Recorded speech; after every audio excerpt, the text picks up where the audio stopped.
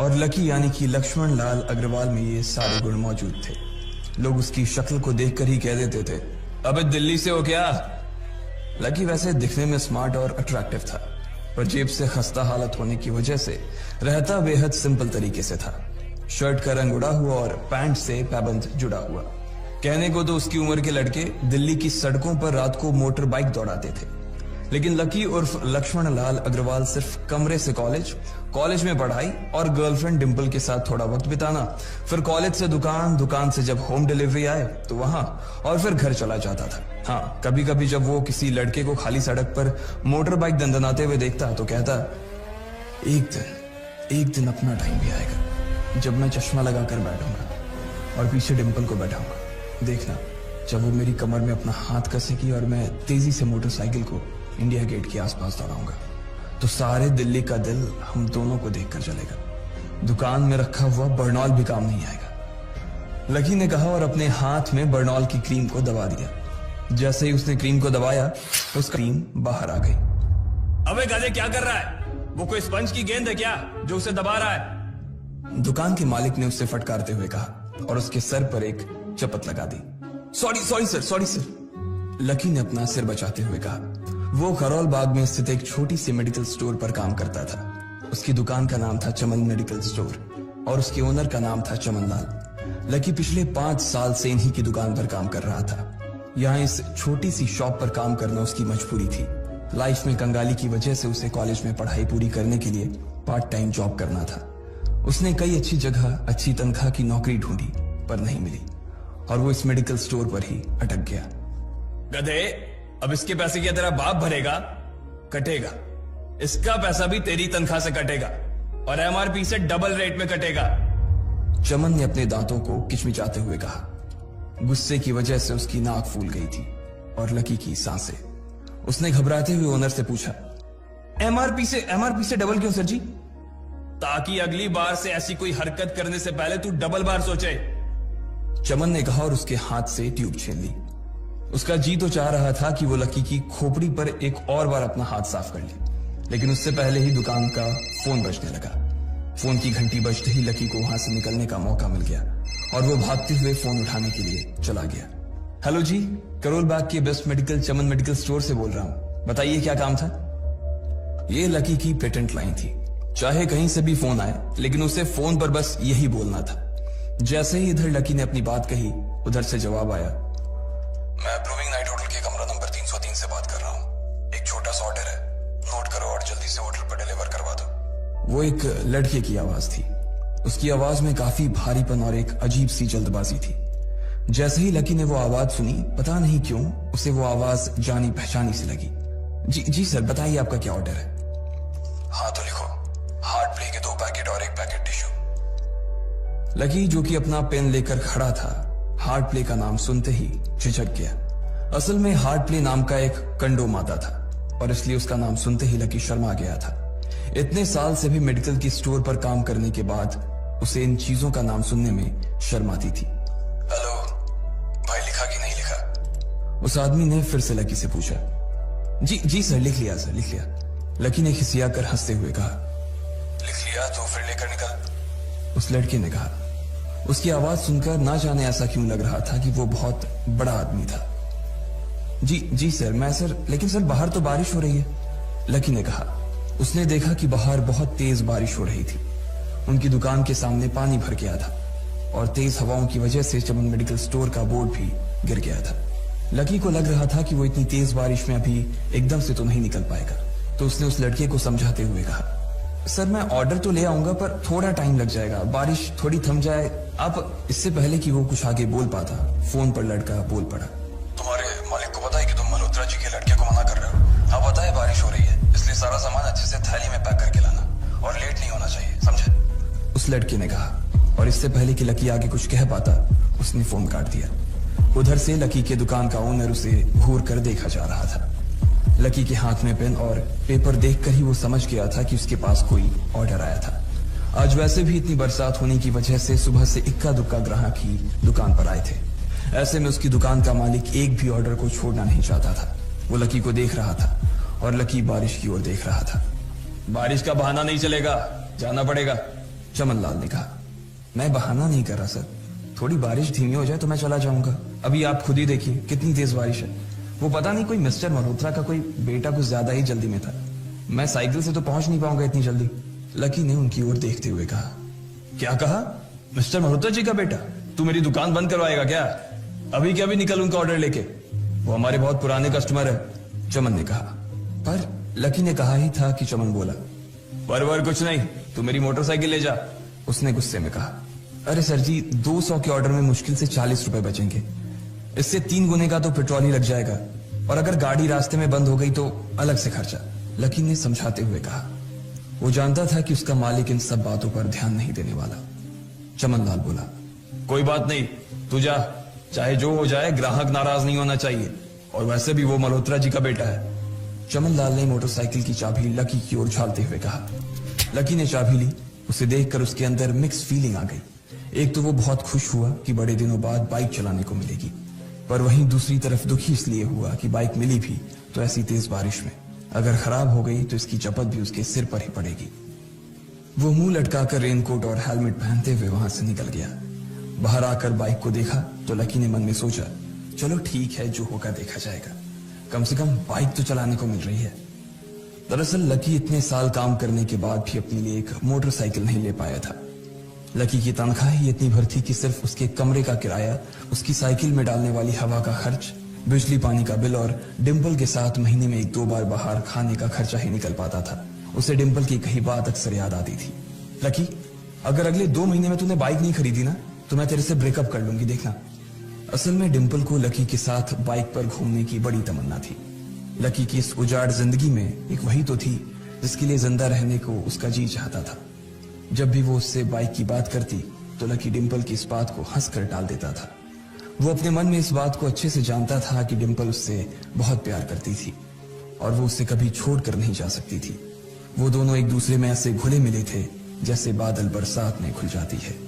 Lucky को डिंपल बहुत पसंद थी और वो उसके लिए दुनिया जहां की खुशियां खरीद कर ला देना चाहता था।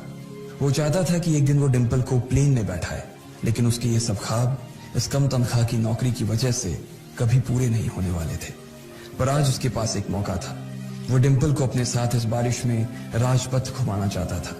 वो उसे दिल्ली दिखाना चाहता था। चमनलाल को देने के लिए उसने पहले से ही बहाना सोच रखा था। बस जल्दी से वो ये डिलीवरी देकर सीधे डिंपल के पास ही जाने वाला था। उसने होटल ब्लूमिंग नाइट के बाहर मोटर बाइक पार्क की और सीधे होटल के अंदर चला गया। लकी ने रिसेप्शन पर पहुंचकर नमस्ते करते हुए रिसेप्शनिस्ट को बोला, जी मैं चमन मेडिकल स्टोर से आया हूं, रूम नंबर 303 का ऑर्डर था सर।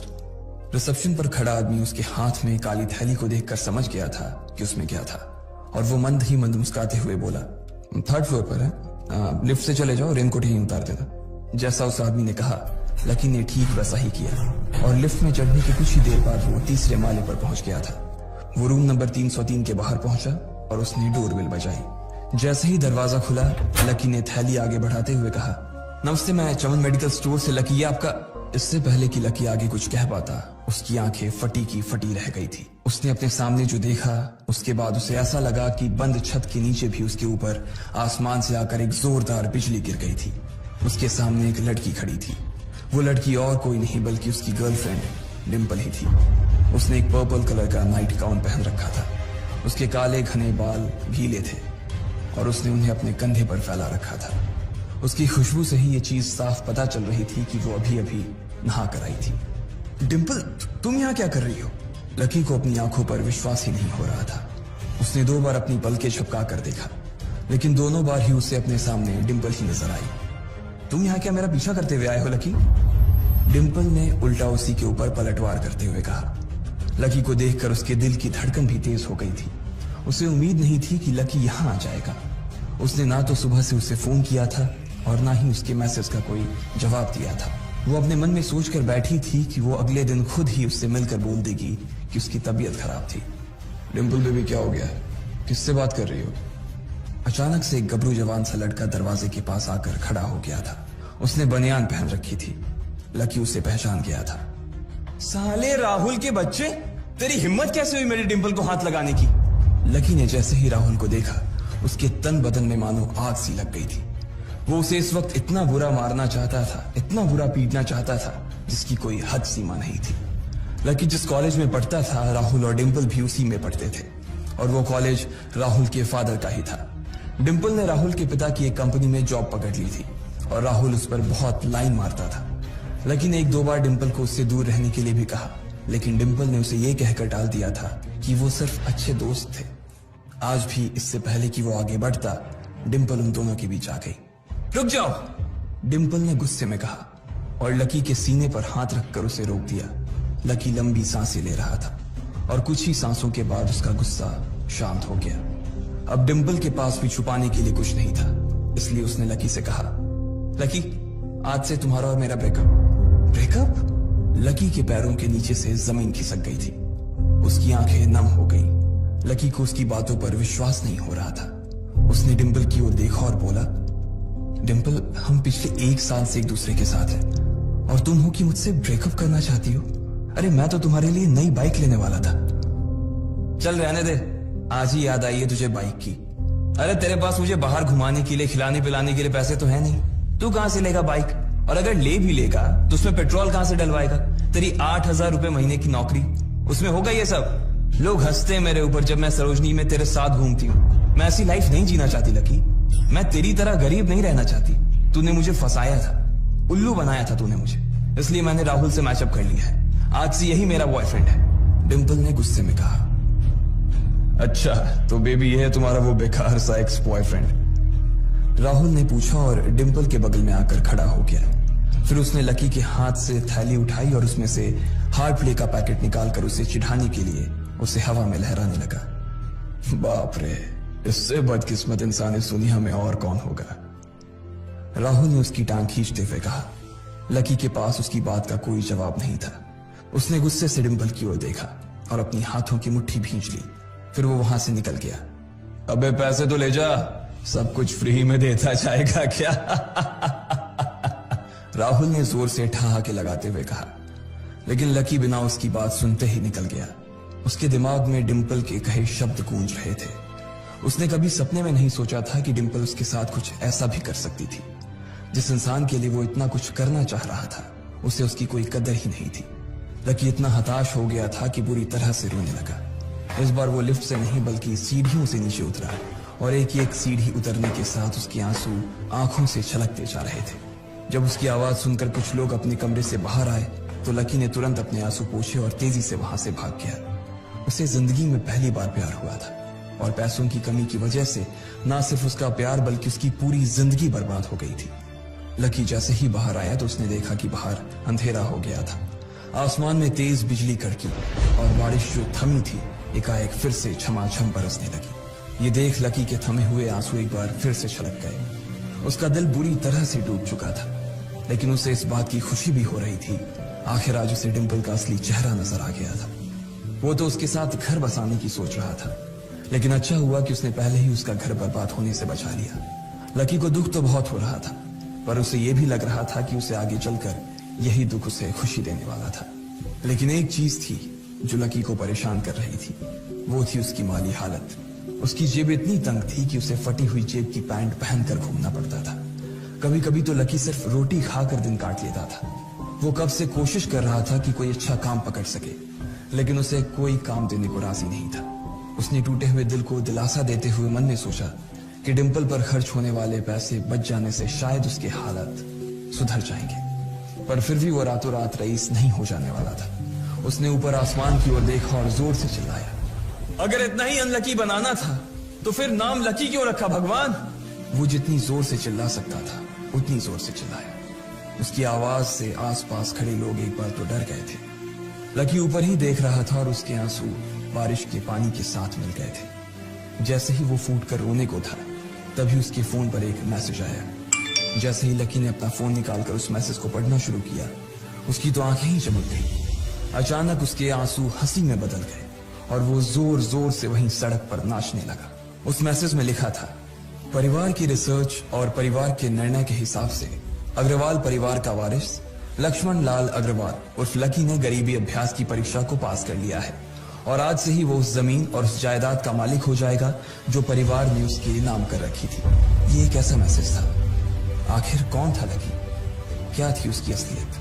और वो कैसे रातों रात ही अनलकी से लकी हो गया था। इन सारे सवालों के जवाब अगर आप जानते हैं तो प्लीज कमेंट बॉक्स में कमेंट करके हमें भी बताएं। उस मैसेज को पढ़ने के बाद भर बरसात में भी उसका चेहरा सूरज की तरह खिल उठा था। लकी ने इस मैसेज को पढ़कर खत्म किया ही था कि उसके फोन पर बारिश की बूंदें जमा होने लगी थी। लकी ने थोड़ी देर की खुशी मनाने के बाद याद किया कि वो सच में गरीब नहीं था। असल में उसके परिवार ने उसे एक परीक्षा में डाल रखा था जिसका नाम था गरीबी अभ्यास परीक्षा। इस परीक्षा के तहत लकी को अग्रवाल खानदान में उसके नाम की जमीन और जायदाद पर तभी हक मिलने वाला था जब वो इस परीक्षा को पास कर लेता। अचानक से उसे याद आया कि वो गरीब नहीं था बल्कि गरीब होने की परीक्षा दे रहा था। हालांकि परीक्षा देते देते उसे 8 बरस हो चुके थे, इसलिए उसे एहसास होने लगा था कि वो कभी परीक्षा को पास ही नहीं कर पाएगा और हमेशा हमेशा के लिए गरीब ही रह जाएगा। अच्छा हुआ चली गई, अब मिलना कभी। लकी ने होटल की तीसरी मंजिल की ओर देखा और पानी के अंदर ही अपना पैर पटक दिया। वो डिंपल को कोस रहा था। उसने अपनी मोटरसाइकिल उठाई और फिर से चमन मेडिकल स्टोर जाने के लिए मुड़ने लगा। अगले दिन जब लकी की आंख खुली तो वो सीधा उठा और तैयार होकर शहर के सबसे बड़े बैंक न्यू सिटी बैंक पहुंच गया। न्यू सिटी बैंक न सिर्फ शहर का सबसे बड़ा बैंक था बल्कि वो सबसे अमीर बैंक भी था। वहां पर शहर के सबसे अमीर लोगों के ही पैसे जमा किए जाते थे। लकी वहां पैसे को निकलवाने के लिए जा रहा था। New city bank south Delhi में बसा हुआ था और उसके दरवाजे के बाहर महंगी से महंगी गाड़ी खड़ी थी। भाई अब इसमें से कौन सी नई गाड़ी लेगा, लकी ने मन ही मन सोचा। उसे यकीन नहीं हो रहा था कि कल तक तो वो एक मोटरसाइकिल तक नहीं खरीद पा रहा था और आज वो एक कार, और वो भी इतनी महंगी कार खरीदने की सोच रहा था। फिर उसने अपनी नजर गाड़ी पर से हटाई और बैंक के अंदर जाने लगा। उसने देखा कि बाहर बहुत भीड़ थी और महंगे से महंगे कपड़े पहने लोग बैंक के अंदर जा रहे थे। कहाँ दवाओं की बदबू और कहाँ ये खुशबू। उसने एक बहुत ही गहरी सांस के अंदर ज्यादा से ज्यादा खुशबू को समेटने की कोशिश करते हुए अपने मन में सोचा, लेकिन अगले ही पल उसके मन में संकोच पैदा हो गया था। रातों रात लकी की किस्मत तो बदल गई थी लेकिन उसके कपड़े नहीं बदल पाए थे। इतने बड़े बैंक में वो वही कपड़े पहनकर आ गया था जो वो अक्सर अपने काम पर पहनकर जाता था। पैसे लेते ही ना सबसे पहले नए कपड़े खरीदने हैं, लकी ने अपने आप से कहा और फिर बैंक के अंदर दाखिल होने लगा। जैसे ही उसने दरवाजे को धक्का दिया उसे आवाज आई, आउच! लकी थोड़ा सा हड़बड़ी में दिखाई दे रहा था और इस जल्दबाजी के चक्कर में वो एक लंबे बाल वाली लड़की से जा टकराया था जो कि उसके बगल में ही चल रही थी।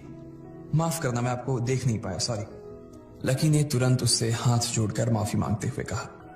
उस लड़की ने इतने अच्छे कपड़े पहन रखे थे कि उसे देखकर ही लग रहा था कि वो किसी अमीर घराने की लड़की थी, इसलिए सॉरी बोलते वक्त ना चाहते हुए भी लकी के हाथ उसके सामने जुड़ गए थे। लेकिन जब उस लड़की ने लकी के कपड़े और उसके हुलिये को देखा तो उसने अपनी नाक भौं सिकोड़ ली। वो लगभग हर रोज इस बैंक में आया और जाया करती थी, लेकिन उसने आज तक इस बैंक के अंदर लकी जैसे फटीचर आदमी को घुसते हुए नहीं देखा था। उसके बालों में से आंवले के तेल की गंध आ रही थी। उसने गुस्से भरी नजरों से लकी की ओर देखा और बोली, क्यों नहीं देख पाए? मैं क्या ट्रांसपेरेंट हूं? तुम्हें इतनी बड़ी लड़की दिखाई नहीं देती? इससे पहले कि बात आगे बढ़ती, उस लड़की ने देखा कि इस बैंक की मैनेजर यास्मीन पटेल उन दोनों की ओर बढ़ी चली आ रही है। उसने भी लकी को देखकर वैसी ही शक्ल बनाई थी जैसी शक्ल उस लंबी लड़की ने बनाई थी। I am so sorry miss, आपको कहीं लगी तो नहीं? यास्मीन ने उस लड़की से पूछा और फिर घिन्न भरी नजरों से लकी की ओर देखने लगी। लकी तमतमाती आंखों से उन दोनों को देखा जा रहा था। वो जानता था कि उसने इतनी जोर से भी दरवाजा नहीं खोला कि उसे चोट लग जाए, लेकिन असल में उसे यह मालूम नहीं था कि वो लोग उसे नहीं बल्कि उसके कपड़े को देख रहे थे। यास्मीन ने लकी को ऊपर से नीचे तक देखा और ना जाने उसके मन में क्यों शक पैदा हो गया। क्या आप मुझे बता सकते हैं कि आप यहाँ पर किस काम से आए हैं? यास्मीन ने बड़ी मुश्किल से अपने चेहरे पर एक मुस्कान लाते हुए कहा। वो उसका हुलिया देखकर ही समझ गई थी कि वो यहाँ का कस्टमर तो नहीं था। लकी ने अपने आप को संभाला और कहा, हाँ वो मैं अपना पैसा निकलवाने के लिए आया था। पैसे निकलवाने के लिए आए हो? यास्मीन ने लकी की बात को ही दोहराते हुए कहा। वैसे तो वो लकी की बात पर जोर से हंसना चाहती थी, लेकिन उसने अपने आप को थोड़ा सा काबू में कर लिया था। लकी की बात सुनकर उसे लग रहा था कि वो कोई पागल था जो यहाँ जबरदस्ती घुसा चला आ रहा था। हाँ तो क्या आपके पास कार्ड है? यास्मीन ने उससे आगे पूछा। न्यू सिटी बैंक का कार्ड हासिल करना एक बहुत ही मुश्किल भरा काम था। अगर किसी को भी उस बैंक का कार्ड लेना था तो सबसे पहले उस आदमी को अपने खाते में कम से कम 5 लाख रुपए जमा करवा कर रखने पड़ते थे, तब जाकर उसे कहीं कार्ड मिलता था। लेकिन लकी तो पहली बार ही यहां आ रहा था, इसलिए उसके पास कार्ड होने की कोई संभावना ही नहीं थी। लकी जब यास्मीन के सवाल का जवाब नहीं दे पाया तो यास्मीन ने फिर उससे पूछा, मैं पूछ रही हूं कि आपके पास कार्ड है? वो समझ गई थी कि लकी पागल ही था जो कहीं से भागकर सीधा उनके बैंक में आ गया था। कार्ड नहीं मेरे पास। लकी ने उसके सवाल का जवाब दिया और वो फिर इधर उधर देखने लगा। जैसे ही उस लंबे बालों वाली लड़की ने लकी का जवाब सुना तो वो खिलखिलाकर हंस पड़ी। यास्मीन को तो सिर्फ लग रहा था कि वो पागल है, लेकिन वो लड़की तो अपने मन में मान चुकी थी कि यह लड़का कोई पागल ही है जो कहीं झोपड़पट्टी से यहां आ गया है। इससे पहले कि आगे कोई कुछ कह पाता, उस लंबे बालों वाली लड़की के पिता वहां आ गए और बोले, चलो बेटी। उनके हाथों में कुछ कागजात थे। लकी ने देखा कि उन्होंने महंगा सा सूट पहन रखा था। उस लड़की ने यास्मीन के दोनों हाथों को पकड़ा और बोली, यास्मीन देखो, अगर इस तरह के सड़क छाप लोग तुम्हारे बैंक में ऐसे ही घुसते चले आए ना और बाकी कस्टमर्स को परेशान करने लगे तो तुम्हारे बैंक की इमेज और उसके शेयर्स दोनों को काफी नुकसान होगा। एक मैनेजर होने के नाते तुम्हें इन सब चीजों का ध्यान रखना चाहिए। मुझे उम्मीद है कि आगे मेरे साथ ऐसा कुछ नहीं होगा। उस लड़की ने कहा और अपने पिता के साथ बैंक के बाहर चली गई। अपना ध्यान रखना कोयल मैडम, मैनेजर ने उसकी गाड़ी तक छोड़ने के लिए आते हुए कहा। आज तो वो बाल बाल बच गई थी। कोयल और उसके पिता इस बैंक के सबसे पुराने और सबसे वफादार कस्टमर्स थे। अगर आज यास्मीन उन्हें नाराज कर देती और वो उसके बैंक से अपना खाता बंद करवा देते तो शायद यास्मीन की नौकरी तक जा सकती थी। और यह सब हो रहा था उस पागल लकी की वजह से।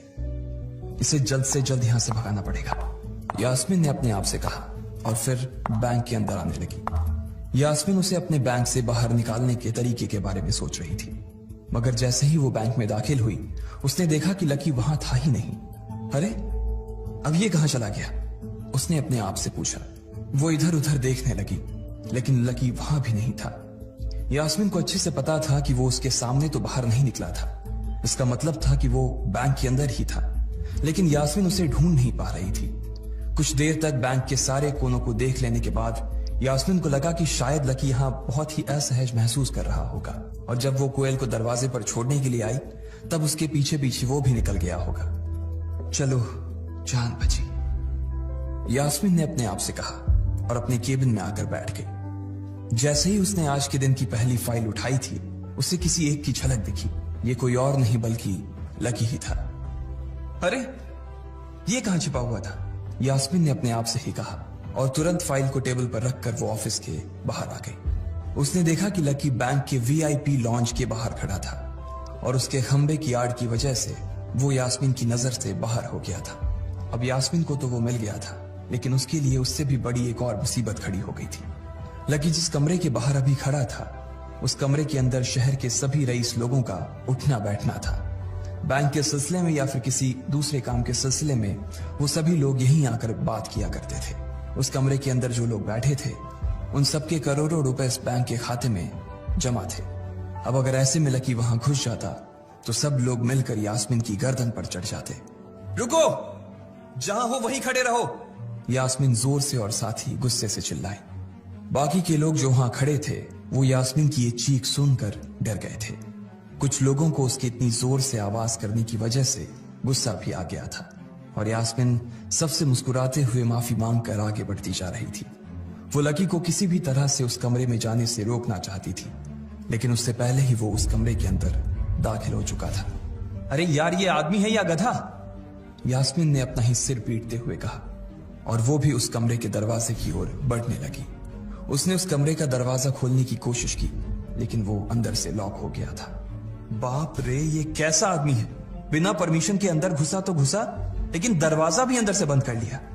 अब यास्मीन की सांसें फूलती जा रही थी, उसे बहुत डर लग रहा था। उसका जी यह सोचकर घबराए जा रहा था कि ना जाने अंदर लकी और उस रिलेशन मैनेजर के बीच क्या हो रहा होगा। इधर जैसे ही लकी कमरे में दाखिल हुआ, वहां का कस्टमर रिलेशन मैनेजर जो कि सोफे पर फैला हुआ था, वो उसे देखते ही अचानक सीधा बैठ गया। हेलो सर, कैसे हैं आप? उसके मुंह से बिना लकी को देखते हुए ये शब्द निकले। उसे याद था कि इस कमरे में कुछ खास लोग ही आते थे और जो भी आते थे यास्मीन उनके आने की खबर उसे पहले ही दे देती थी। लेकिन इस वक्त जो आदमी उसके सामने खड़ा था, उसे देखते ही वो अपनी जगह पर जम गया था। ना तो वो कहीं से भी वीआईपी लग रहा था और ना ही वो उसका कोई रिश्तेदार था। कौन हो भाई तुम? क्या चाहिए तुम्हें? उस मैनेजर ने 20 साल के जवान लड़के को देखते हुए कहा, मैं यहां अपना पैसा लेने आया हूं। लकी ने सीधे मुद्दे की बात को मैनेजर के सामने रखते हुए कहा, तुम्हारे पास हमारा सुप्रीम कार्ड है? मैनेजर ने उससे ऊपर से नीचे तक देखा और पूछा, नहीं नहीं, मेरे पास कोई कार्ड नहीं है। लकी ने कहा, तो फिर हम तुम्हें कोई पैसा नहीं दे सकते। चलो अभी दरवाजा खोलो और सीधा बाहर निकलो। मैनेजर ने कहा और सोफे पर से उठ गया। नहीं, मैं अपना पैसा लिए बिना नहीं जाऊंगा यहां से। लकी भी जिद पर अड़ गया। अरे बोला ना, बिना कार्ड वाले को पैसा नहीं मिलता है, और वो भी पैसा होगा तब तो मिलेगा ना। मैनेजर ने उसके करीब आते हुए कहा, अरे पैसा है तभी तो निकालने आया हूं सर। लकी ने कहा, देख फालतू की बहस मत कर सुबह सुबह, वरना मैं सिक्योरिटी को बुला लूंगा तो वो लोग मार मार कर बाहर निकालेंगे तुझे। लकी यह सुनकर घबरा गया था। मैनेजर के चेहरे का गुस्सा उसे साफ नजर आ रहा था, लेकिन ऐसा भी नहीं था कि वो झूठ बोल रहा था। भले ही उसके पास कार्ड नहीं था, लेकिन इसका मतलब ये नहीं था कि वो अग्रवाल खानदान का लड़का नहीं था। जैसे जैसे मैनेजर उसकी ओर बढ़ता चला जा रहा था, लकी का डर भी बढ़ता जा रहा था। मैनेजर को लग रहा था कि वो कोई संकी था और वो उसे धक्का मारकर बाहर निकालने के लिए आगे बढ़ ही रहा था कि अचानक घबराए हुए लकी के दिमाग में एक आइडिया आया। फिंगरप्रिंट! उसने अपना अंगूठा कमरे में मौजूद उस मैनेजर के सामने उठाते हुए कहा, फिंगरप्रिंट? कौन सा फिंगरप्रिंट? मैनेजर ने चौंकते हुए पूछा। अरे अरे आपने कहा ना कि आपको कार्ड चाहिए, पर मेरे पास कार्ड नहीं है, फिंगरप्रिंट है, और मुझे मालूम है कि आपके यहां फिंगरप्रिंट से भी पैसे निकलते हैं। यह कहते ही लकी ने एक राहत की सांस ली थी, लेकिन मैनेजर को यह समझ नहीं आ रहा था कि आखिर लकी को फिंगरप्रिंट की जानकारी मिली कैसे। तुम फिंगरप्रिंट यूज करना चाहते हो? मैनेजर ने लकी को घूरते हुए पूछा।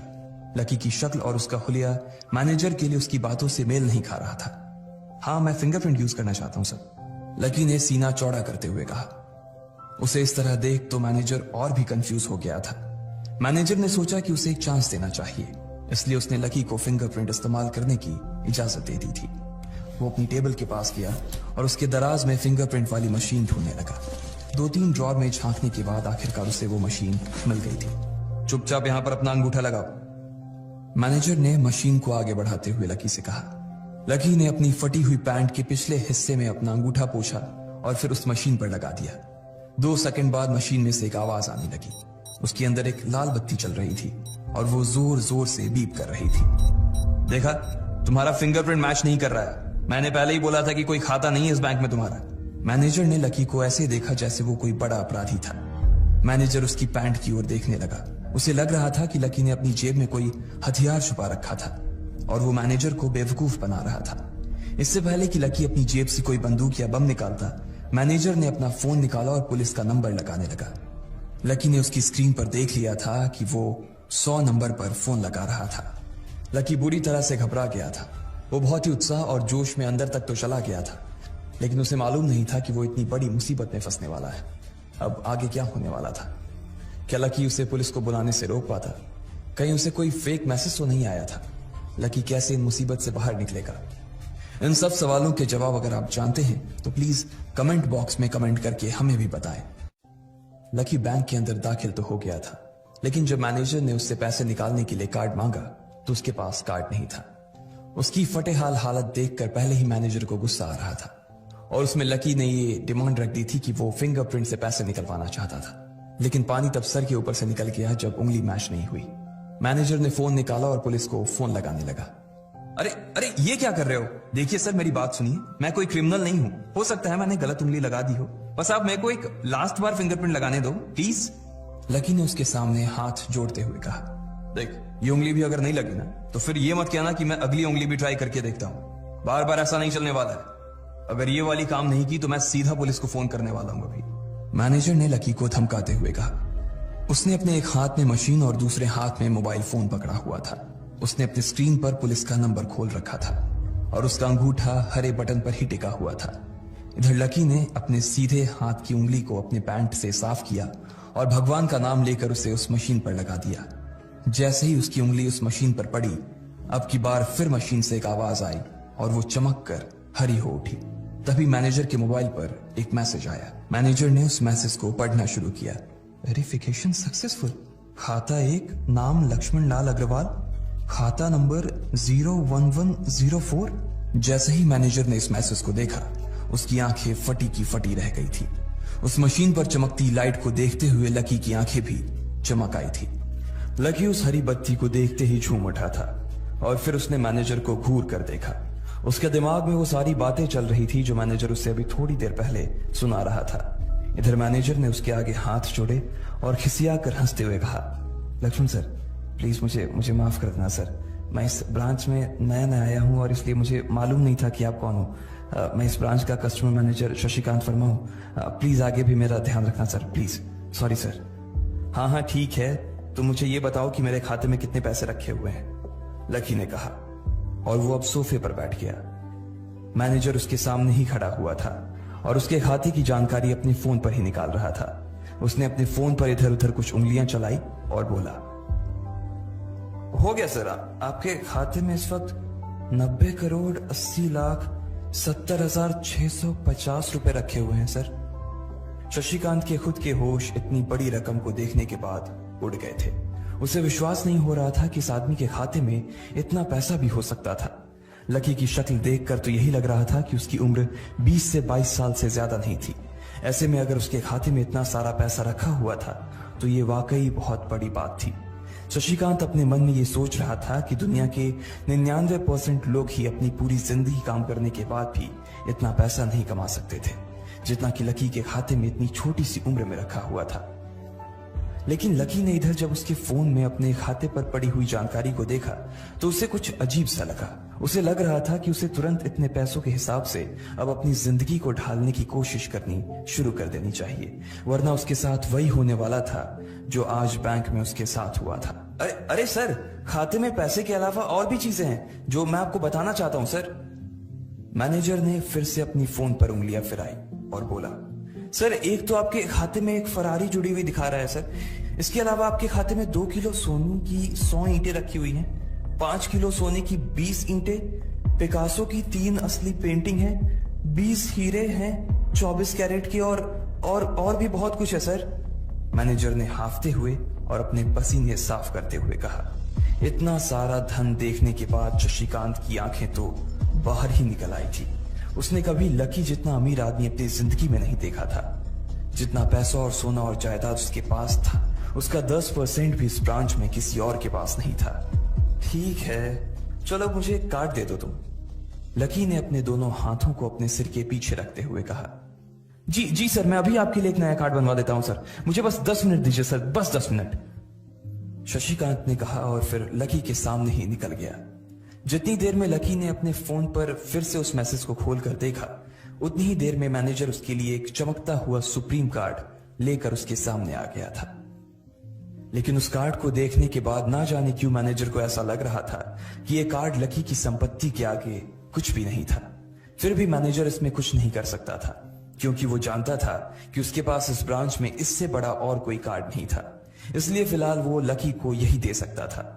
उसने उस कार्ड पर लकी का पूरा नाम लक्ष्मण लाल अग्रवाल गुदवा दिया था। लीजिए सर आपका कार्ड, पासवर्ड वगैरह सर आपको ईमेल पे मिल जाएगा, शशिकांत ने मुस्कुराते हुए कहा और वो लकी के सामने हाथ बांधकर खड़ा हो गया।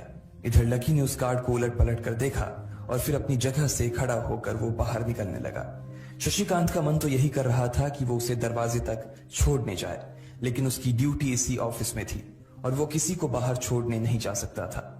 फिर भी वो लकी के लिए दरवाजा खोलने के लिए आगे आ गया था। इधर यास्मीन अपने कैबिन में अपना सिर पकड़े हुए बैठी थी। उसे समझ नहीं आ रहा था कि आखिर अंदर चल क्या रहा था। एक पल को तो उसे लगा कि लकी पागल नहीं बल्कि बदमाश था कोई और उसने शशिकांत को बंदी बना लिया था। लेकिन जब वो लकी के लिए कार्ड लाने के लिए अपने दफ्तर से बाहर आया तो यास्मीन को लगा कि कुछ गड़बड़ नहीं हुई थी। फिर ये इतनी जल्दी में कहां जा रहे हैं, उसने अपने आप से पूछा। शशिकांत को सुरक्षित देख बैंक के बाकी लोग भी दरवाजे पर से पीछे हट गए थे। वैसे भी उसे देखते ही सब लोग अपनी अपनी जगह पर वापस दौड़े चले जाते थे। शशिकांत का खौफ ही ऐसा था कि उसकी आंखों की झलक भर से खड़ा कर्मचारी जाकर अपनी कुर्सी पर बैठ जाता था। लेकिन एक बार शशिकांत के बाहर आने के बाद वो दोबारा बाहर नहीं आया था और ना ही लकी कमरे से बाहर आया था। इधर यास्मीन परेशान हुई जा रही थी। वो जानती थी कि अगर कुछ भी गड़बड़ हुआ तो सबसे पहले उसकी नौकरी जाने वाली थी। उसने बड़ी मुश्किल से और मेहनत करके इस नौकरी को हासिल किया था और वो किसी पागल की वजह से इसे अपने हाथ से नहीं जाने देना चाहती थी। जैसे ही परेशान यास्मीन ने अपनी नजर उठाकर फिर से उस कमरे की ओर देखा तो पाया कि लकी बहुत ही आराम से उस कमरे से बाहर निकलकर दरवाजे की ओर बढ़ता चला जा रहा था। ए, रुको, तुम इस तरह नहीं जा सकते। यास्मीन जोर से चिल्लाई और भागते हुए लकी के पास चली गई। तुम्हारी हिम्मत कैसे हुई जबरदस्ती हमारे वीआईपी रूम में घुसे चले जाने की? यास्मीन ने गुस्से में पूछा। उसका मन तो यही कर रहा था कि वो अभी लकी का गिरबान पकड़कर उसे झकझोर दे, लेकिन उसने अपने आप को रोक रखा था। मैंने पहले भी कहा था ना आपसे, मैं यहां सिर्फ अपना पैसा लेने आया था और कुछ नहीं, लकी ने कहा और मुस्कुराने लगा। यास्मीन ने देखा कि उसके हाथ में एक सुप्रीम कार्ड था और वो उसकी उंगलियों के बीच चमक रहा था। यास्मीन के दिमाग में आया कि लकी ने यह कार्ड कहीं अंदर से चुरा तो नहीं लिया, और इससे पहले कि वो यहां से चोरी करके भागता, यास्मीन जोर से चिल्लाई, सिक्योरिटी, सिक्योरिटी। उसकी आवाज को सुनते ही तो बंदूक वाले गार्ड भागे भागे यास्मीन के पास आ गए। ये चोरी करके भाग रहा है, पकड़ो इसे। लकी ने जब यास्मीन के मुंह से ये बात सुनी तो उसके कान खड़े हो गए। इससे पहले कि वो वहां से अपनी जान बचाकर भाग पाता, सिक्योरिटी वालों ने उसे धर दबोच लिया था और फिर उसकी जेब टटोलने लगे थे। इधर यास्मीन ने देखा कि उस सुप्रीम कार्ड पर उसने अपना नाम भी गुदवा लिया था। तुम्हारी इतनी हिम्मत कि तुमने शशिकांत सर को डराकर अपना नाम भी लिखवा लिया इस पर। इसकी जेब चेक करो, यास्मीन ने गुस्से से कहा। दोनों में से एक गार्ड लकी की जेब टटोलने लगा था। लकी की समझ में नहीं आ रहा था कि आखिर ये लड़की उससे समझ क्या रही थी। अगर उसे उसके खाते या इसकी संपत्ति या सिर्फ इसके परिवार के बारे में भी पता चल जाता तो भी यास्मीन उसके पैरों में गिर जाती। इससे पहले कि लकी अपनी सफाई में कुछ कह पाता, एक गार्ड बोला, मैडम, इसकी जेब में तो कुछ नहीं है, बल्कि फटी हुई जेब है इसकी। तभी उसकी बात सुनकर दूसरे सिपाही ने कहा, मैडम, हो सकता है कि इसी जेब में चाकू रख कर लाया हो और उसको निकालते वक्त उसी चाकू से इसकी जेब फट गई होगी। मुझे तो ऐसा ही लग रहा है। दूसरे सिपाही ने अपनी लड़खड़ाती जबान में बोला, अरे पागल हो क्या? ये सब आप लोग क्या बोल रहे हो? शशिका। इससे पहले कि लकी आके कुछ बोल पाता, एक गार्ड ने उसके दोनों हाथों को मरोड़ दिया था। इधर यास्मीन अपने मन में सोच रही थी कि अगर वो चाकू लाया था तो फिर वो चला कहां गया था। बाप रे! अचानक से यास्मीन की आंखें बड़ी सी हो गई थी। उसे लगा कि लकी ने उस चाकू से शशिकांत का खून कर दिया था। यास्मीन ने तुरंत अपना फोन निकाला और पुलिस को फोन मिलाते हुए कहा, हेलो पुलिस स्टेशन, मैं न्यू सिटी बैंक से बोल रही हूँ। हमारे बैंक में एक सनकी चोर घुस आया है और उसने हमारे कस्टमर मैनेजर का खून कर दिया है। आप प्लीज जल्दी आ जाइए सर। यास्मीन ने घबराते हुए कहा और फोन रख दिया। तब तक दोनों गार्ड ने लकी को नीचे घुटनों के बल बैठा दिया था और उसके सिर पर बंदूक तान दी थी। जैसे ही बाकी लोगों ने भी अपनी आंखों के सामने ये मंजर देखा तो वो सब लोग भी लकी के आसपास घेरा बनाकर खड़े हो गए। अंदर बैठे मैनेजर ने जब इस हलचल को देखा तो वो भी अपना सारा सिस्टम बंद करके बाहर आ गया। अरे क्या हो रहा है ये सब? उसने जोर से आवाज देते हुए पूछा। जैसे ही सब लोगों ने उसकी आवाज सुनी तो वो चौंक गए और शशिकांत वर्मा की ओर देखने लगे। देखने वालों में यास्मीन भी शामिल थी और उसने देखा कि उसका मैनेजर तो जिंदा है और सही सलामत उसकी आंखों के सामने खड़ा था। सर, आप जिंदा हैं? यास्मीन ने खुशी और आश्चर्य भरे भाव के साथ शशिकांत की ओर देखते हुए कहा, लेकिन अगले ही पल उसकी खुशी की जगह दुख ने ले ली थी। उसे एहसास हो रहा था कि आखिर उसने कितनी बड़ी गलती कर दी थी। यास्मीन ने अपनी ही जुबान काट ली थी और उसके जले पर नमक छिड़का शशिकांत ने। उसने कहा, मैं क्यों इतनी जल्दी मरने लगा और तुमने ये सब क्या तमाशा लगा रखा है? उसने कहा और फिर उस भीड़ की ओर बढ़ने लगा। जैसे ही वो आगे आया उसने देखा कि उन लोगों ने लकी को गन पॉइंट पर बैठा रखा है। अरे किसने किया? किसने किया ये? शशिकांत तुरंत लकी की ओर दौड़ा और उसने उसके पास खड़े दोनों गार्ड्स को हटा दिया। फिर लकी को उठाने के लिए उसने अपना हाथ उसकी ओर बढ़ा दिया और बोला, sir I am really sorry sir, इस बेवकूफी के लिए मैं आपसे माफी मांगता हूं sir, I am really sorry sir. Shashikant उसके पैरों में ही गिरने को हो गया था।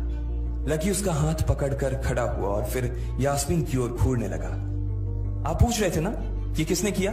इसने किया है ये, और इसने सिर्फ इतना ही नहीं किया बल्कि इसने पुलिस को भी बुला लिया है। इसे लग रहा है कि मैं कोई क्रिमिनल हूं जिसने आपका खून कर दिया है और आपसे ये कार्ड चुरा कर भाग रहा हूं। ये कार्ड जो आपने मुझे दिया है। लकी ने यास्मीन की ओर उंगली दिखाते हुए गुस्से में कहा। अचानक ही सब लोग थोड़ा पीछे हटकर यास्मीन को देखने लगे थे। यास्मीन घबराई हुई सी फर्श पर तो कभी छत को देखे जा रही थी। यास्मीन, जो मैं सुन रहा हूं क्या वो सच है? शशिकांत ने यास्मीन को घूरते हुए गुस्से में पूछा। उसकी आंखों में छुपे गुस्से को यास्मीन बर्दाश्त नहीं कर पा रही थी, इसलिए उसकी ना तो लकी से और ना ही शशिकांत से नजर मिलाने की हिम्मत हो रही थी। फिर भी वो जानती थी कि उसका चुप रहना इस वक्त उसके लिए बहुत खतरनाक हो सकता था, इसलिए उसने कहा, सर ये सब मेरी गलती है सर, ये मेरी बहुत बड़ी मिसअंडरस्टैंडिंग है सर। मुझे लगा कि ये जबरदस्ती अंदर घुस आया है और इसने आपके ऊपर हमला करके आपसे जबरदस्ती ये कार्ड बनवा लिया है और फिर आपको मार दिया है सर। यास्मीन ने घबराते हुए कहा। उसकी डरी सहमी सी आंखों में अब आंसू ही आ गए थे। मैनेजर ने जब उसकी ये बात सुनी तो उसने अपना सिर पकड़ लिया। यास्मीन जैसी समझदार लड़की इतनी बड़ी भूल कैसे कर सकती थी? उसने लकी को पहचाना ही नहीं था। खैर, मैनेजर को लगा कि इसमें उसकी कोई गलती नहीं थी। जब वो खुद लकी को नहीं पहचान पाया था तो फिर यास्मीन कैसे पहचान पाती? इसलिए उसने सोचा कि सबके सामने उसे कुछ कहने से अच्छा था कि वो यास्मीन को एक कोने में ले जाकर लकी की सच्चाई बताए। शशिकांत ने उसका हाथ पकड़ा और उसे खींचकर अपने साथ खंबे के पास ले गया और बोला, तुम्हें मालूम है ये कौन है? अरे ये लक्ष्मण अग्रवाल है, लक्ष्मण अग्रवाल खानदान का वारिस। तुम्हें पता है ना कि अग्रवाल खानदान का खाता हमारे बैंक की जितनी भी शाखाएं हैं उसमें सबसे बड़ा खाता है। यास्मीन ने जैसे ही ये नाम सुना, उसके पैरों के नीचे से जमीन खिसक गई थी। वो जानती थी कि अगर न्यू सिटी बैंक इतनी ऊंचाइयों पर पहुंचा था जिसके पीछे अग्रवाल खानदान का सबसे बड़ा हाथ था। इस बात का जिक्र उससे तब भी किया गया था जब उसने नौकरी ज्वाइन की थी। तुम्हें पता है इस लड़के के नाम पे कितनी प्रॉपर्टी है? ये अपने दम पर ना इस पूरे एरिया को खरीद सकता है, शशिकांत ने यास्मीन से कहा। यास्मीन जैसे जैसे लकी को देखी जा रही थी वो बड़ी बड़ी आंखों से उसे घूरे जा रही थी। लकी कभी उन दोनों को देख रहा था तो कभी अपने आसपास खड़े लोगों को देख रहा था। अब सबसे पहले तो पुलिस को फोन करो और उनसे कहो कि हमसे गलती हो गई थी, और उसके बाद जाकर तुम उनसे भी माफी मांगो, और अगर उन्होंने तुम्हें माफ कर दिया तो तुम्हारी किस्मत, वरना समझ लेना कि तुम्हारी नौकरी चली गई, शशिकांत ने कहा और दौड़कर लकी के पास जाकर खड़ा हो गया। इधर यास्मीन अभी भी वहीं पर खड़ी थी। अभी अभी जो शशिकांत उसे बता कर गया था वो यास्मीन पचा नहीं पा रही थी। उसे लग रहा था कि इसमें उसकी कोई गलती नहीं थी, लेकिन कोई उसकी सुनने वाला नहीं था। बैंक उस छोटी सी मैनेजर के चक्कर में अपने सबसे बड़े कस्टमर को छोड़ने वाला तो नहीं था। अब मेरे पास और कोई रास्ता नहीं बचा है, यास्मीन ने निराश होते हुए अपने आप से कहा, और फिर अपनी जेब से फोन निकालकर पुलिस थाने में फोन लगाया। जैसे ही यास्मीन ने पुलिस वालों से यह कहा कि उससे गलती हो गई और जिसे वो बदमाश समझ रही थी असल में वो बदमाश नहीं बल्कि शहर के सबसे बड़े रईस का बेटा था, तो उधर से आवाज आई, मैडम सॉरी, लेकिन अब तो गाड़ी निकल गई है, वहां पहुंचती होगी। अब आपको जो भी कहना है इंस्पेक्टर साहब से कह देना। और उस पुलिस वाले ने फोन काट दिया। मर गए, यास्मीन ने अपने आप से निराश होते हुए कहा। उसके हाथ थर थर कांप रहे थे। उसे समझ नहीं आ रहा था कि अब वो क्या करे। अब उसके पास लकी से माफी मांगने के अलावा और कोई चारा नहीं बचा था। लेकिन अगर लकी सर ने मुझे माफ नहीं किया और उल्टा मेरे ऊपर डिफेमेशन का चार्ज लगा दिया तो, यास्मीन ने अपने आप से कहा, और वो अब और भी ज्यादा घबरा गई थी। उसने देखा कि लकी उसे घूर कर देख रहा था। शशिकांत पूरी कोशिश कर रहा था कि वो लकी को शांत करवा सके, लेकिन लकी वहां से हिलने का नाम तक नहीं ले रहा था। यास्मीन उसके पास पहुंच गई थी।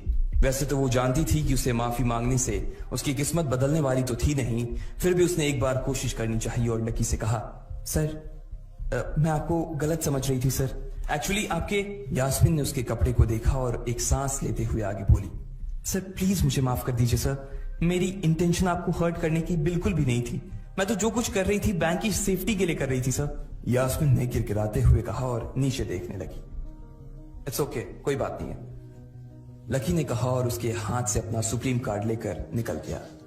यास्मीन को अपने कानों पर तो विश्वास ही नहीं हो रहा था। वो मान ही नहीं पा रही थी कि लकी ने उसे माफ कर दिया था। उधर लकी को अपने आप पर विश्वास नहीं हो रहा था कि वो रातों रात इतना अमीर हो गया था।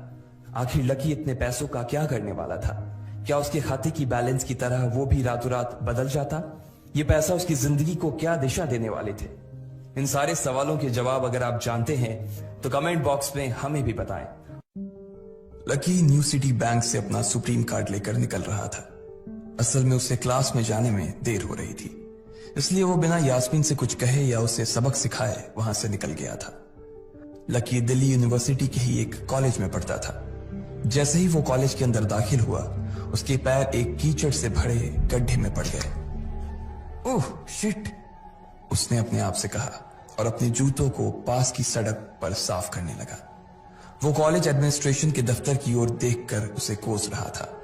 कॉलेज की सड़कों पर इतने सारे गड्ढे हो गए थे, लेकिन वो लोग एक भी गड्ढा नहीं भरवा रहे थे। जब भी लकी इस चीज की कंप्लेन करने के लिए वहां जाता, तो वो इसे ये कह देते कि फंड ही नहीं है।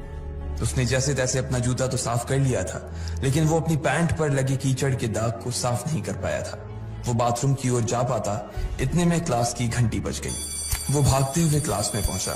उसने दरवाजे के बाहर से ही देखा कि प्रोफेसर कमलनाथ मिश्रा पोडियम पर आ गए थे और उन्होंने आज के लेक्चर की शुरुआत भी कर दी थी। जैसे ही उनकी नजर बाहर खड़े लकी पर पड़ी, तो उनकी आंखें निराशा से भर आई। इधर लकी का सिर भी शर्म से झुक गया था और उसे अंदर ही अंदर बुरा लग रहा था। कॉलेज में जितने भी प्रोफेसर थे, उनमें से कमलनाथ जी को लकी सबसे ज्यादा पसंद करता था।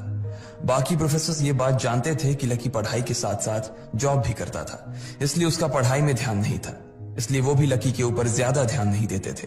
कुछ लोग तो पूरी क्लास के सामने उसका मजाक भी उड़ाते थे, लेकिन सिर्फ कमलनाथ जी ही ऐसे प्रोफेसर थे जो उसके साथ बराबरी का व्यवहार करते थे। लकी बिना कुछ कहे वैसे ही अपना सिर नीचे झुकाए क्लास में दाखिल हो गया। जैसे ही उसके पैर क्लास में पड़े, सभी लोग उसकी ओर देखने लगे। अबे ये फटीचर कब से लेट आने लगा? सूरज पश्चिम से उग सकता है, लेकिन ये कभी लेट नहीं हो सकता। आज क्या हो गया इसे? एक लड़के ने लकी को चढ़ाते हुए कहा। अबे यार, इसकी पैंट तो देख कितनी गंदी है। भाई क्लास में लड़कियां भी होती हैं, कम से कम कपड़े तो ढंग से पहन के आ यार। दूसरे लड़के ने कहा और उसकी ये बात सुनकर उसके पास बैठी लड़की हंसती और बोली, अरे कहां से पहन कर आता? कपड़े के लिए तो पैसे हैं नहीं इसके पास, एक ये कपड़ा है इसके पास, बहुत है इसके लिए। क्लास में बैठे सभी लोगों ने लकी के ऊपर फफ्तियां कसनी शुरू कर दी थी। हर कोई उसके ऊपर कुछ न कुछ कहे जा रहा था। ऐसा नहीं था कि लकी ये सब आज ही सुन रहा था। इस तरह की फफ्तियों का सामना वो रोज करता था। रोज उसे ऐसी बातें सुनकर बुरा भी लगता था और आज भी उसने अपना सिर नीचे तो झुका लिया था, लेकिन आज उसके चेहरे पर एक मुस्कान थी। इन लोगों को पता नहीं था कि यह अनलकी आज कितना लकी होकर आ रहा है। जैसे ही क्लास में बैठे बच्चों का शोर बढ़ने लगा, उधर से कमलनाथ जी ने चिल्लाते हुए कहा, आपस में बात करना बंद करो। अगर तुम लोग इस तरह बात करते रहोगे तो मैं आगे नहीं पढ़ाऊंगा। सभी लोग शांत होकर उनकी बात सुनने लग गए। तब तक लकी भी अपनी कुर्सी पर जाकर बैठ गया था। कमलनाथ जी ने फिर से पढ़ाना शुरू किया और पढ़ाते पढ़ाते ना जाने क्यों उनकी नजर बार बार लकी की ओर जा रही थी। लकी को समझ नहीं आ रहा था कि कमलनाथ जी ऐसा जानबूझकर कर रहे थे। उनकी आंखों को देखकर ऐसा लग रहा था कि उनमें लकी के लिए ढेर सारा गुस्सा भरा हुआ था। उसे ऐसा लग रहा था कि शायद वो अपने प्रोफेसर की उम्मीदों पर खरा नहीं उतर रहा था। थोड़ी ही देर में कमलनाथ जी की क्लास खत्म हो गई। बच्चों, आज की क्लास यही खत्म होती है। कल आप सबको क्या काम करके लाना है वो मैंने यहाँ लिख दिया है। कल मिलते हैं आप सबसे, कमलनाथ जी ने कहा और क्लास के बाहर चले गए। जैसे ही वो बाहर गए, पीछे वाले दरवाजे से किसी की आवाज आई, डिंपल। जैसे ही वो आवाज सबके कानों में पड़ी, सब लोग क्लास के पीछे वाले दरवाजे की ओर देखने लगे। वहां कोई और नहीं बल्कि डिंपल का नया बॉयफ्रेंड राहुल खड़ा था। ये लोग राहुल को अच्छी तरह से जानते थे। राहुल ने दरवाजे से झांक कर देखा तो वहां कोई नहीं था। वो धीरे धीरे कमरे में दाखिल हुआ और सीधा डिंपल के पास चला गया। डिंपल खिड़की के पास बैठी हुई थी। जैसे ही राहुल उसके पास पहुंचा, डिंपल ने अपने हाथ उसकी गर्दन में किसी हार की तरह डाल दिए और उसकी बाहों में झूम उठी। उधर राहुल ने भी डिंपल को सबके सामने चूम लिया था। ये नजारा देखते ही सबकी नजरें लकी के ऊपर जा टिकी। सबको अभी तक तो यही पता था कि डिंपल लकी की गर्लफ्रेंड है। किसी को इस बात की खबर नहीं थी कि उन दोनों का ब्रेकअप हो गया था। डिंपल को राहुल की बाहों में देखकर लकी के तन बदन में आग तो लग गई थी, लेकिन फिर भी वो शांत होकर वहीं बैठा हुआ था और उसने अपने गुस्से पर काबू कर लिया था। अरे भाई लकी, क्या हो रहा है ये सब? डिंपल राहुल के साथ कैसे? उसके एक दोस्त ने आकर लकी से कहा, होने देना यार, जो हो रहा है छोड़ना। लकी ने कहा, उसका इस बारे में किसी से बात करने का कोई मन नहीं हो रहा था। अरे भाई, तुझे पता है वो राहुल कितना चालू आदमी है। अभी तक इस कॉलेज की 5 लड़कियों को फंसा चुका है और ये डिंपल छठी है। लकी के दोस्त प्रीतम ने उससे कहा। उसकी ये बात सुनते ही लकी ने प्रीतम को घूर कर देखा। प्रीतम को लगा कि लकी को उसकी बात का बुरा लगा था, लेकिन अगले ही पल वो उसे देखकर मुस्कुराया और बोला, कोई बात नहीं भाई, सबकी अपनी अपनी लाइफ है। ये कहकर लकी डिंपल की ओर देखने लगा, जो कि राहुल की बाहों में इतरा रही थी। वो जानती नहीं थी कि लकी चाहता तो यहीं खड़े खड़े राहुल और उसके पिता को उनके कारोबार समेत खरीद सकता था। उधर जैसे ही राहुल और डिंपल की नजर भी लकी पर पड़ी तो वो जानबूझकर उसे छेड़ने के लिए उसके सामने से गुजरने लगे। अच्छा लकी, सुना जरा। अचानक से डिंपल लकी के सामने रुकी और बोली। उसने अभी भी राहुल की कमर में अपना एक हाथ डाल रखा था। फिर उसने अपने दूसरे हाथ से अपना मोबाइल निकाला और उसका कवर खोलकर लकी के मुंह पर फेंक दिया और बोली, अब क्योंकि मैं तुम्हारे साथ नहीं हूं, इसलिए मुझे तुम्हारे इस बेकार से कवर की कोई जरूरत नहीं, इसे तुम अपने पास रख सकते हो। लकी ने उससे कुछ नहीं कहा और नीचे गिरा वो कवर उठाकर अपनी टेबल पर रख दिया। बेबी, इसने तुम्हें कवर गिफ्ट किया? कवर कौन गिफ्ट में देता है भाई? राहुल ने उसके सामने ही डिंपल से कहा। राहुल लकी को नीचा दिखाने का एक भी मौका अपने हाथ से जाने नहीं देना चाहता था। लकी अंदर ही अंदर मुस्कुरा रहा था। डिंपल ने राहुल की ओर देखा और बोली, बेबी, बात यह है कि जिसकी मोबाइल खरीदकर गिफ्ट करने की औकात नहीं होगी, वो सिर्फ कवर ही तो गिफ्ट कर सकता है ना, और क्या। कोई बात नहीं बेबी, मैं आज ही तुम्हें एक नया फोन दिलवाता हूँ। आ जाओ, चलते हैं कनॉट प्लेस और वहां से लाते हैं बेबी के लिए एक नया फोन, राहुल ने कहा। लकी का मन तो यही कर रहा था कि वो जोर से राहुल के ऊपर हंसे, लेकिन उसने अपनी हंसी को रोक लिया था। हाँ बेबी, हमने एक पहले नया फोन खरीदेंगे और फिर उस फोन की पार्टी भी करेंगे, और उसके बाद आज, डिंपल ने कहा और राहुल के चेहरे पर उंगलियां फिराने लगी। राहुल भी और लकी भी उसके इशारे को समझ गए थे। लकी जानता था कि ये सब सिर्फ उसे चिढ़ाने के लिए वो कर रही थी, लेकिन लकी को खुद के लिए नहीं बल्कि डिंपल के लिए बुरा लग रहा था। वो मन ही मन ये सोच रहा था कि अगर डिंपल बस थोड़ा सा और इंतजार कर लेती तो आज लकी उसके लिए फोन की पूरी दुकान खरीद कर रख देता। भाई ये सब क्या हो रहा है? तेरे सामने ये सब हो रहा है और तू बस मुस्कुराए जा रहा है, गुस्सा नहीं आ रहा तुझे? प्रीतम ने लकी से पूछा। नहीं यार, जो हो रहा है अच्छा ही हो रहा है, जो होता है वो भी अच्छे के लिए होता है, इसलिए चिल यार, छोड़, लकी ने कहा और फिर राहुल और डिंपल की ओर देखने लगा। अब उन दोनों की नजर लकी के मुस्कुराते हुए चेहरे पर पड़ी तो वो अंदर से भवक गए। दोनों की दोनों ही ये सब सिर्फ और सिर्फ लकी को जलाने के लिए कर रहे थे, लेकिन वो तो ऐसे बैठा था जैसे उसका और डिंपल का कोई रिश्ता ही नहीं था। जब अपनी इस बातों का लकी के ऊपर कोई असर होता नहीं दिखा तो डिंपल राहुल से बोली, बेबी चलो यहां से। बेबी नहीं बेबी, हबी। आज से तुम मुझे हबी बोलोगी और मैं तुम्हें बोलूंगा मेरी प्यारी वाइफी, राहुल ने कहा और लकी के सामने ही डिंपल को चूम लिया। ये देखते ही लकी थोड़ा सा जल भुन तो गया और उसका जवाब भी वो राहुल को देना चाहता था, इसलिए उसने कहा, डिंपल ये सब क्यों कर रही हो तुम? क्या दिखाना चाहती हो इससे? लकी को डिंपल का ऐसा रूप देखकर उसी के लिए बुरा लग रहा था। राहुल की किसी बात का तो लकी के ऊपर कोई असर ही नहीं हुआ, लेकिन लकी की इस बात का राहुल को जरूर बुरा लग गया था। उसने गुस्से से अपनी नाक फुलाते हुए कहा, ओए फटीचर, ज्यादा बकवास करने की जरूरत नहीं है। आज के बाद अगर तूने मेरी डिंपल के बारे में कुछ कहा या उसकी तरफ आंख उठाकर भी देखा ना तो मैं राजपथ पर तेरी परेड करवा दूंगा। रहने दे भाई, उसकी जरूरत नहीं पड़ेगी। मैं खराब चीज ना तो देखता हूं और ना उसके बारे में बात करता हूं, लकी ने कहा और फिर से प्रीतम की ओर देखकर हंसने लगा।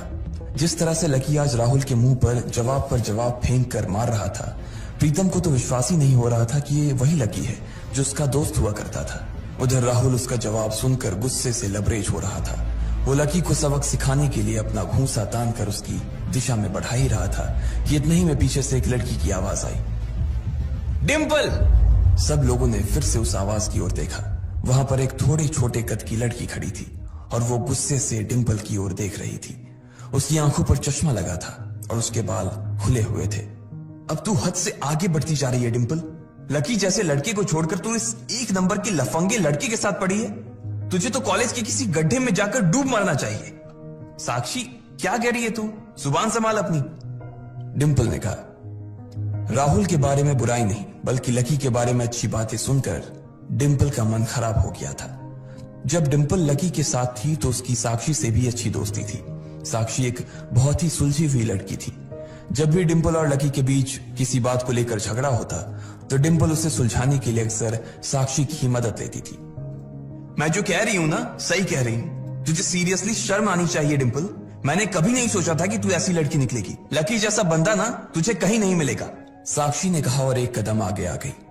इधर लकी ने देखा कि साक्षी की बात सुनते ही राहुल के कान खड़े हो गए थे, लेकिन वो सच बोल रही थी, इसलिए राहुल भी कुछ नहीं कर सकता था। साक्षी लकी के पास आकर खड़ी हुई और बोली, तू इतनी जल्दी कैसे भूल गई यार? लकी तेरे लिए हर टफ टाइम में खड़ा रहा था। जब भी तू बीमार होती थी और तेरे खड़े होने की भी हालत नहीं होती थी तो बेचारा तेरे लिए खाना बनाता था, तेरे कपड़े धोता था और तो और तेरे लिए दवाई तक लेके आता था। तुझे याद है ना जब हम हिमाचल घूमने गए थे और तेरे पैर में मोच आ गई थी तो ये बेचारा अपनी नौकरी छोड़कर भागा भागा रात में हमारे पास आ गया था। इतना प्यार किया इसने तुझसे और तू इसे छोड़कर जा रही है, साक्षी ने कहा। अपने लिए साक्षी के मुंह से इतना सब कुछ सुन लेने के बाद लकी ने अपनी गर्दन नीचे झुका ली थी। उसे डिंपल के साथ बिताए वो सारे लम्हे याद आ रहे थे। वो डिंपल के ऊपर जान छिड़कता था, उसका बस चलता तो वो डिंपल को अपनी हथेलियों पर लेकर घूमता।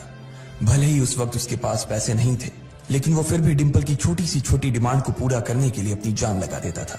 जो कवर डिंपल ने उसके मुंह पर फेंक कर मारा था, वो कवर को खरीदने के लिए लकी ने 3 दिन तक ओवर टाइम किया था। लकी को जैसे ही ये सब याद आया, उसकी पलकों की कोरे भीग गई थी। इधर साक्षी की बात पूरी नहीं हुई थी। उसने आगे कहा, अरे ये लकी अपनी छोटी सी सैलरी में से भी रोज तेरे गोलगप्पे के लिए पैसे निकाल लेता था। तुझे नहीं पता है, मुझे पता है कि आज भी एक बाइक खरीदने के लिए बंदा तेरे लिए पैसे जुटा रहा था। रोज दाल और रोटी खा रहा है सिर्फ इसलिए ताकि तुझे बाइक पर घुमा सके, और तू ऐसे आदमी को नीचा दिखाने की कोशिश कर रही है। ये सब सुनकर डिंपल का चेहरा ही बुझ गया था। उसे भी साक्षी की कही बातें दिल पर लग रही थी, लेकिन इस वक्त वो राहुल के साथ थी और उसका हाथ राहुल की कमर में था।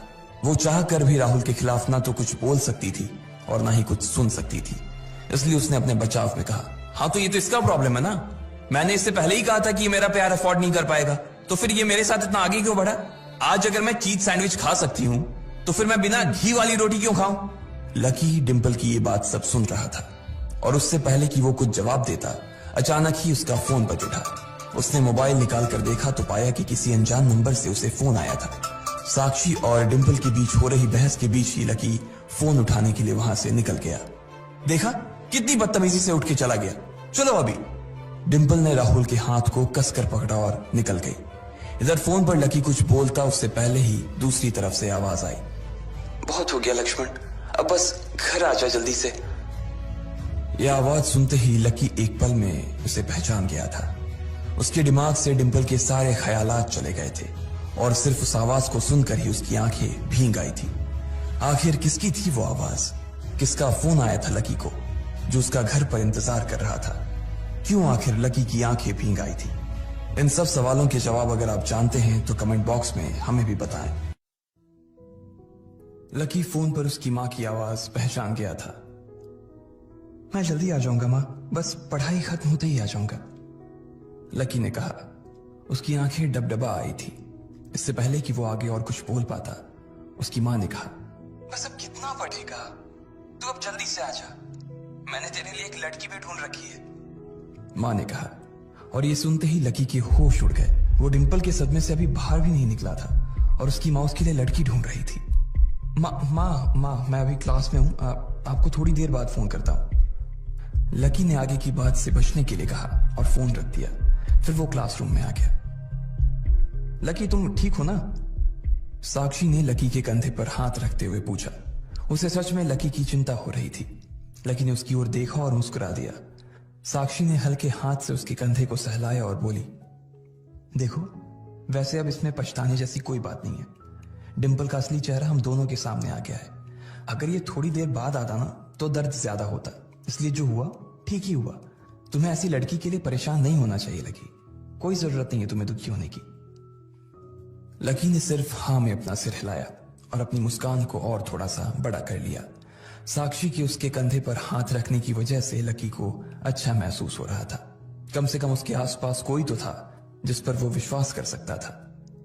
हाँ यार तू चिंता मत कर, तुझे इस डिंपल से भी अच्छी लड़की मिलेगी, देख लेना, प्रीतम ने दूसरी तरफ से उसके कंधे को थपथपाते हुए कहा। लकी को अब सचमुच काफी अच्छा लग रहा था।